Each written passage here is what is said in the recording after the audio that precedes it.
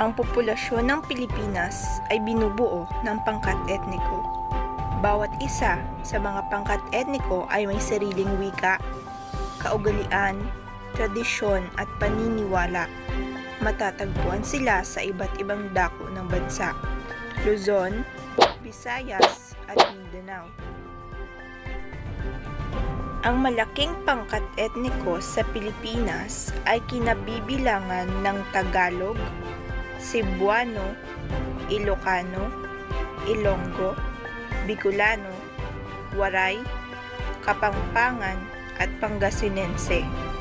Kasunod dito ang ilang pangkat sa Mindanao tulad ng Tausog, Magindanaon at Maranao.